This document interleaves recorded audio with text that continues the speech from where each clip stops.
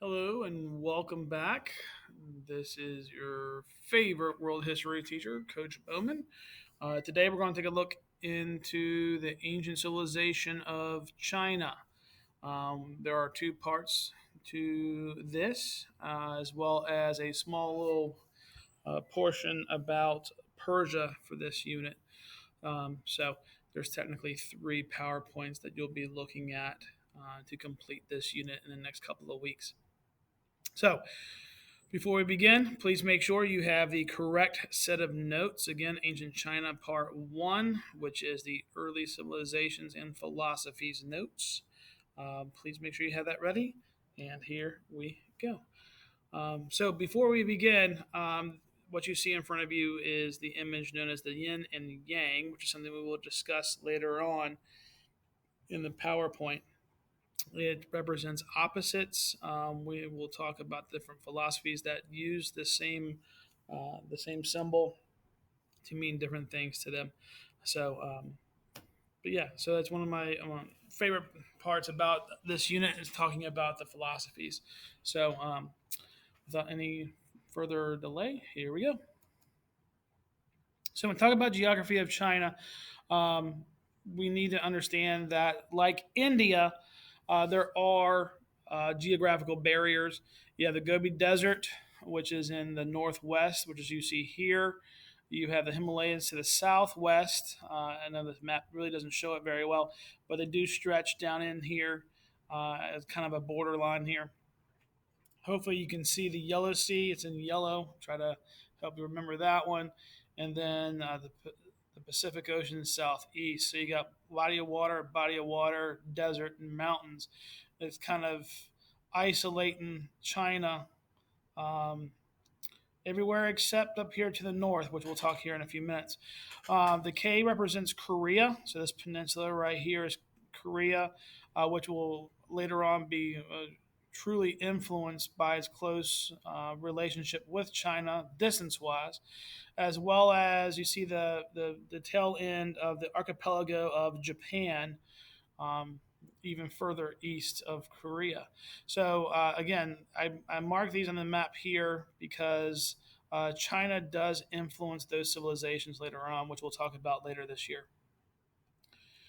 So, as you can see, with the isolation and what we talked about with India, the same thing happens with China. Not quite to the point where you have a subcontinent, but you do have a unique culture that does develop because of the natural barriers. However, there is one major problem. There is no barriers directly to the north, which, as you can see in this tapestry, is going to allow invasions. This is the reason why the Great Wall was built to protect from those Mongolian invasions from the north.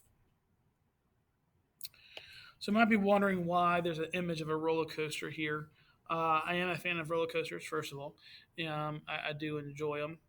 Um, However, when we talk about dynasties, remember dynasties are a ruling family that can last for a very long time. It can last just one or two generations. But like a roller coaster, how it has highs and lows, and so do dynasties. And you'll see here, we're going to be talking about the four um, four major dynasties with these two units of notes, part one and part two. With part one, we'll talk about the first two, and then part two, we'll talk about the second two as well. So, the first dynasty is the Shang dynasty. This is the oldest dynasty, the first major dynasty that you'll see. Keep in mind the Shang, which I'm probably pronouncing wrong, but and I do apologize for that. But with the Shang, they're the ones to kind of truly start off what we call China today. Um, they're the ones to start the farming, to start the very basics of a civilization. From their foundation, the Zhao family comes to power. However, the Zhao family has to deal with what's known as the period of warring states. There's a major civil war in China at the time that the Zhao rule, which will lead to the creation of the philosophies, which we'll talk about towards the end of the PowerPoint. In part two, we'll discuss the Qin dynasty. This is the dynasty that creates the Great Wall and becomes the first empire of China.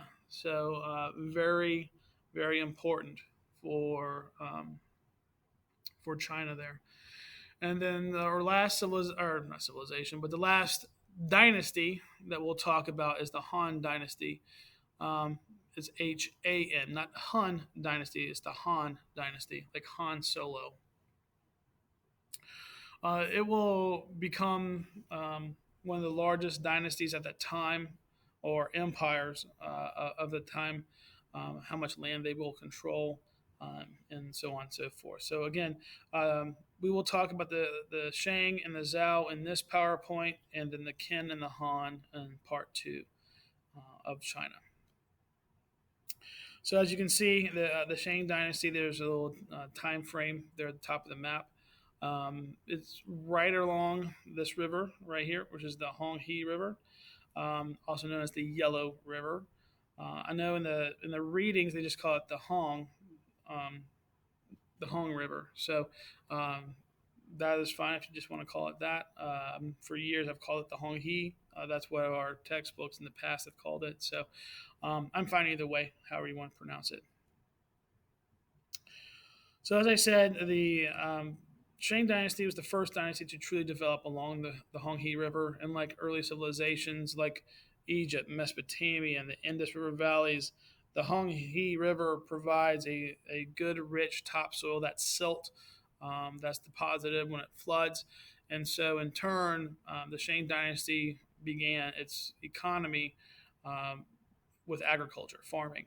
So, again, there's a lot of the same things that you see in other civilizations.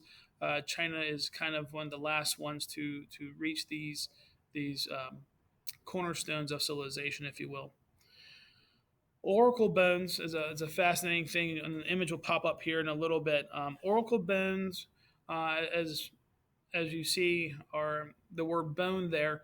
What they will do is the ancient Shang would write questions down on animal bones. It would be on turtle shells, and they would throw them into a fire.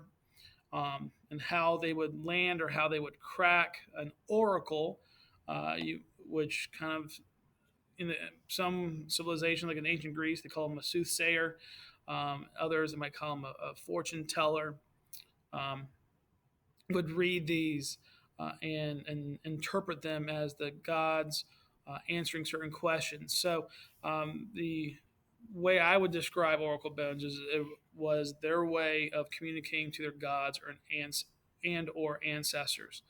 Ancestors became a big part of Chinese culture during the Shang Dynasty, and it still is a sense of respect and honor for one's ancestors.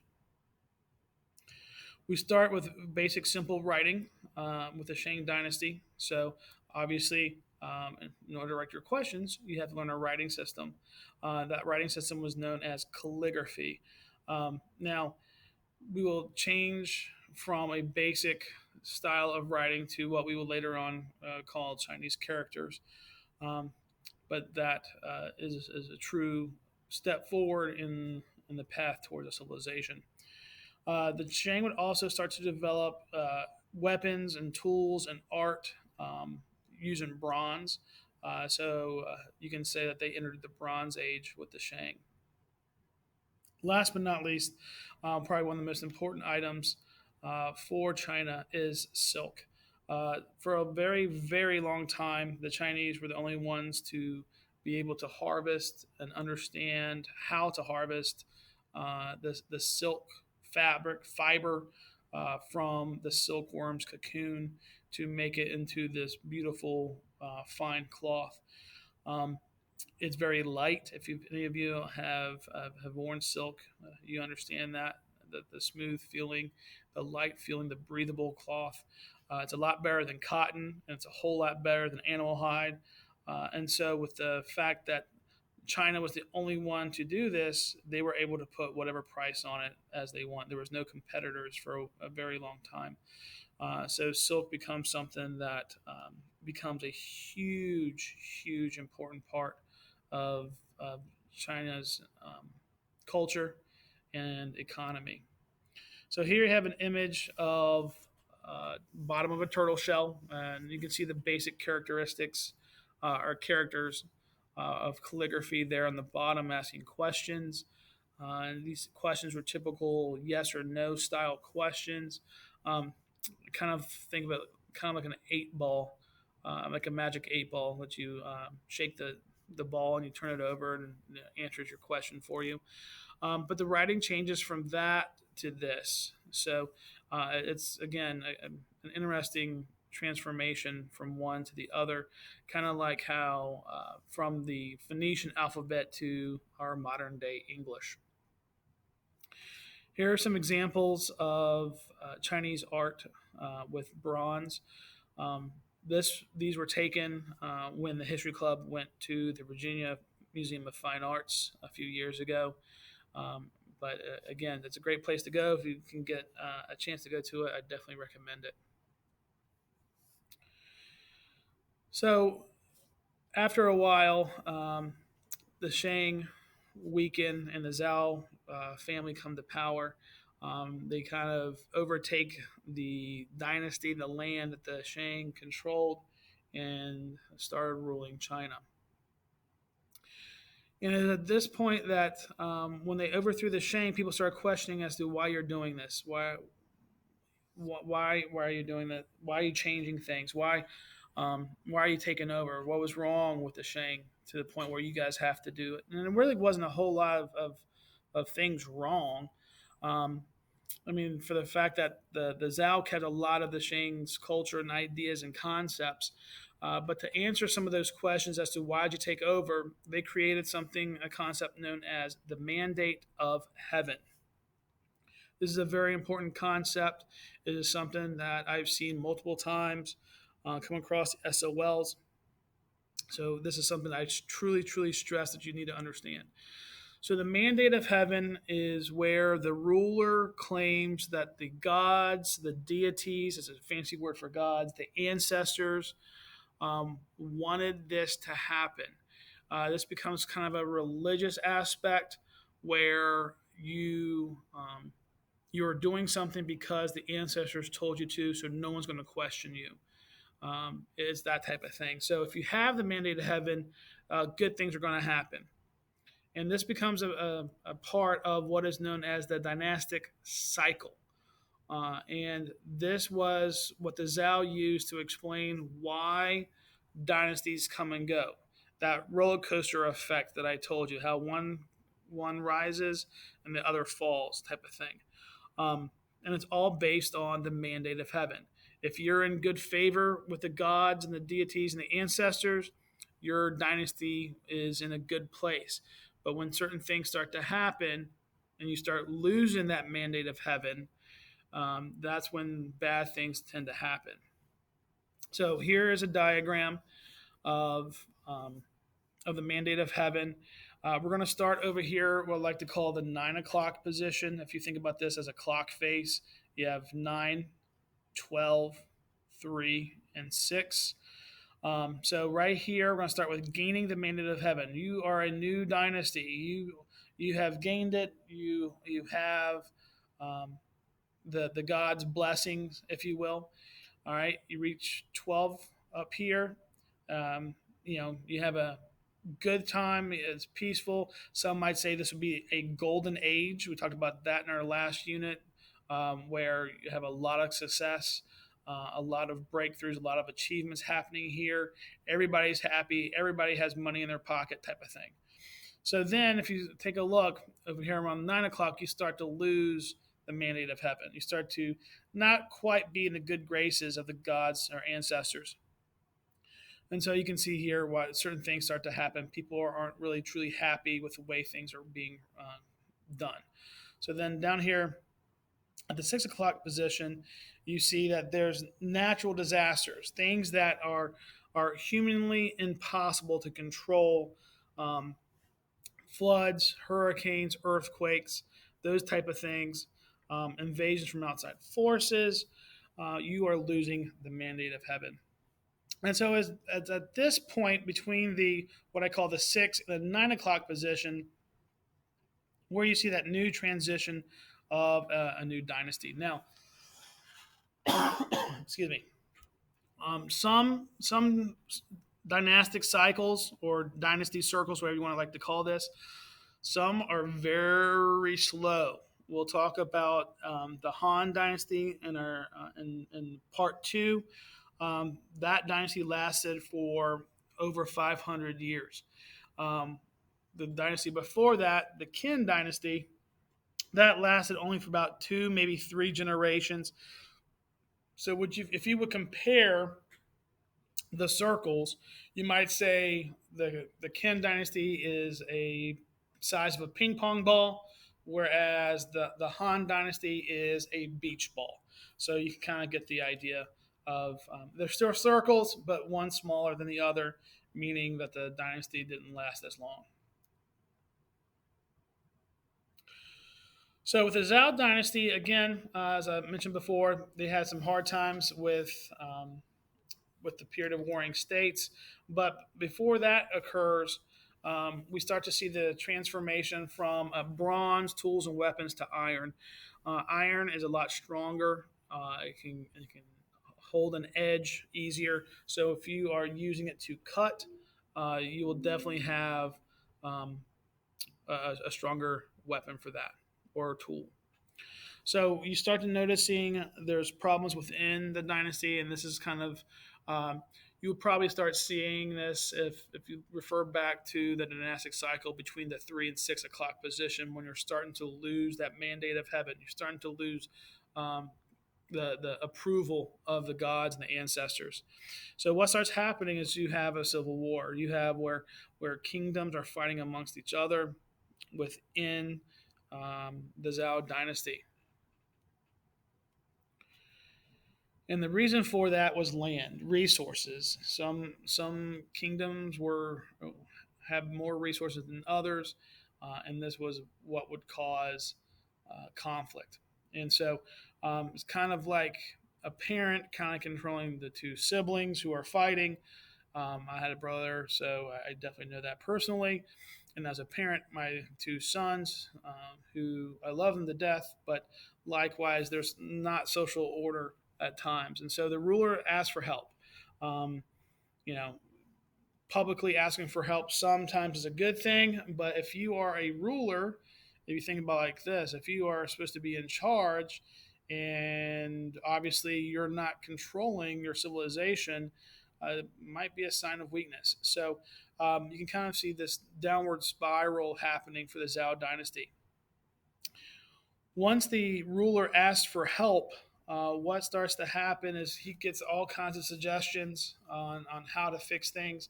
And from these suggestions, uh, we will get the three major philosophies that come out of China, which are Confucianism, Tao or Taoism. Sometimes you see it with a D, sometimes you see it with a T.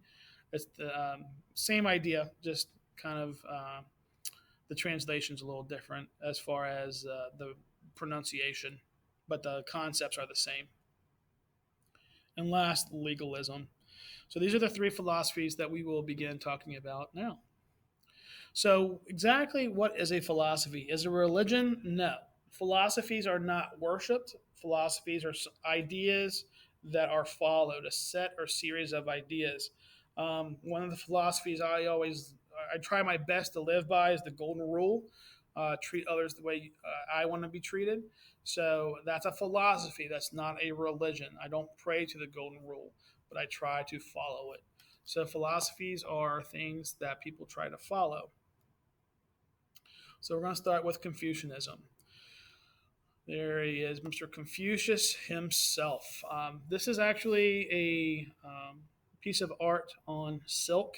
Not only did the Chinese use silk to make cloth for clothes, they would also use it for art as a canvas. You also see it before the creation of paper. They would use silk as well. So back to philosophy. Confucius, he was a teacher, a scholar, some might say, and his ideas and concepts of Confucianism, what we will later on call Confucianism, is found in his book known as the Analects. The Analects are the book that Confucius wrote. And in that book, he basically, to sum it up, states that through the use of respect and having an education, that social order will come. So those are the major concepts. That's how he presented to the Zhao ruler. If you start respecting, if everybody starts respecting each other, and has a education, that social order will follow. And so, throughout the centuries, Confucianism does play a major part in the Chinese government. There are times when it was outlawed by the current or that ruler at the time, and then other times it was praised and schools were built. And so, again, like a roller coaster, it comes and goes, rises and falls. So, what are some characteristics of Confucianism? He believed that humans were born good. They were not bad. They learned how to be bad over time. The idea of respect, especially for your elders or ancestors, is known as filial piety, is one of the core values of Confucianism. He believed that there was a code of politeness, which you can still see throughout China today, especially within the family. That becomes a huge part of Chinese culture, the idea of family. And again, emphasis on education. He's a teacher. Of course, he's going to emphasize education. So, and before we move on, that's one of my wife's favorite lines from Confucius: "Wheresoever you go, go with all your heart." So, and at this point, I'm going to pause. I feel like this would be a good time to give you your secret word. Hopefully, you're listening. And not a lot of people emailed me about the secret word last week in our last unit. So, unfortunately, you didn't get the points. So, hopefully, with this unit, you will get the secret word and you will email it to me. Do not mention it to anybody else. And if I receive your email before November 15th with the secret word, which is family, FAMILY. The secret word is family. You will receive 5 points on your ancient civilization test, which will be coming up soon. So please make sure you get that to me. So again, secret word is family. Send that as an email. Speaking of family, Confucius believed also in ancestry worship. It kind of goes hand in hand with the idea of respecting one's elders. This is when I usually bring up the idea of the Disney movie Mulan, when she runs into the temple and is upset about what's going to be happening to her father. And that's when the little dragon appears to protect her because her ancestors send the dragon to watch over her as she goes out on her journey. So kind of pull that in as well. Here is Taoism. Again, it could be spelled with a D or a T, so don't be confused with that. It's the same thing. It is found by a guy named Lao Tzu, and he believed that with Taoism, you have to have humility. You have to be humble. You have to understand that you're not going to be the greatest thing. You're not all that in the bag of chips, as we say. But to be okay with that, to be humble, to accept what you have, accept a simple life, the idea of inner peace. As you can see over in the image there on the right, he's not wearing a fancy clothes. He's just got a robe a garment on, not no fancy hats or anything like that. Excuse me. But he does have this concept of harmony with nature, and you can see that as he's riding on a bull or an ox, and you can see the tree coming in from the top as well. In his writings, he wrote about how we need to be like the waves on the shore, that the waves don't fight each other to be the biggest, strongest wave, that they are just are. If there's a small wave, they're a small wave. If they're a big wave, they're a big wave. Likewise, he mentions that we need to be like the trees in the forest, that there are some trees that are small, some trees that are big.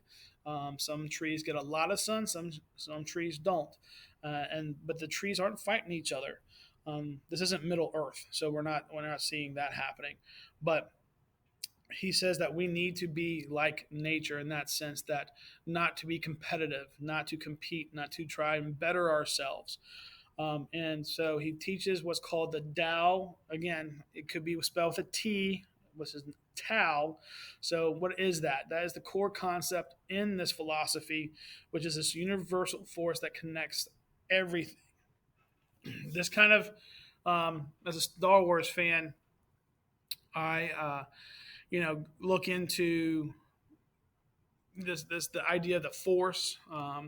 May the force be with you as part of this philosophy that George Lucas, who's the creator of Star Wars, tapped into when he started creating that franchise.